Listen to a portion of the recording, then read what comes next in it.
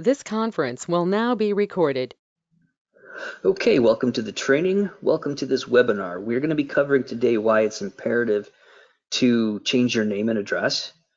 And before we get into that, I want to show you this. If you go to your search engine and you type in 60 minutes episode on credit reports right here, it's going to bring up this video. It was done by 60 Minutes, titled 40 Million Mistakes. Is your credit report accurate? Now, we should have this somewhere on our website. It should be on this page, actually. But I want you to watch this video. It gives you great insight as to how these credit reporting agencies work. It's good information. It really, really is good information. So definitely take a look. When you send in a dispute, it goes to the processing center. A machine will literally scan the envelope. It will scan the letter. It summarizes everything and puts it into a 2 or 3 digit code. Then it gets sent over to, it gets sent overseas to whatever country that particular dispute center is in. It could be the Philippines, it could be India, it could be Jamaica or Chile. And those processors, they work 6-hour shifts, and they only have so much time in which to conduct the dispute because they have to get through 90 disputes in their shift. They have 6 hours to get through 90 disputes. That does not leave a whole lot of time for them to do a proper investigation. That is why these reporting agencies, they have, well, their way of operating, which is use third-party agencies to verify, or they have this encrypted code that links everything together. And so that's one reason why we suggest changing your address. It's what we call a nuclear option, but it works. Okay, so if your address is indexed to all of these items that are on your report through an encrypted code, well, then we need to change that encrypted code. The only way to do that is to change your address. So the way the process is geared to work, well, let's just start with how things normally work, right? You send in your dispute letter, the processor gets it, they're taking a look at everything, they take a look at the code, they see that this code that's attached to your name and address attaches also to the derogatory item you're disputing.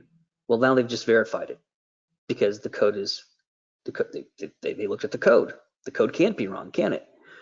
So when you change your address and you update only your creditors in good standing, and you've updated your address with the credit agencies, now when you dispute the negative item that has the old outdated code, if they're using that code to verify, well, it's not accurate.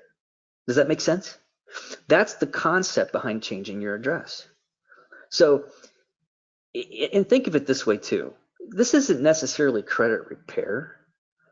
What we're doing is we're holding them accountable. We want to hold their feet to the fire. We want them to comply with the law because the law is on your side. The law gives you the right to dispute any item you feel is unverifiable or inaccurate.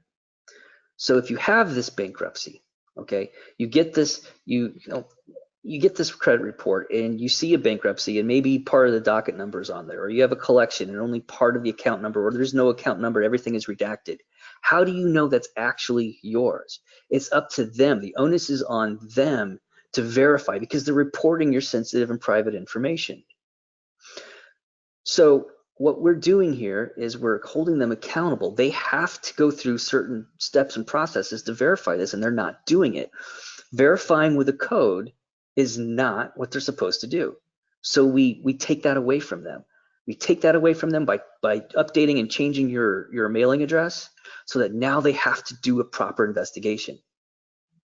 So that's it works. What can I say? It works, and that's why we do it. I know it's a pain in the rear to go out and change your address and get a new driver's license and to set everything up, but it definitely is worth it if you want to see results.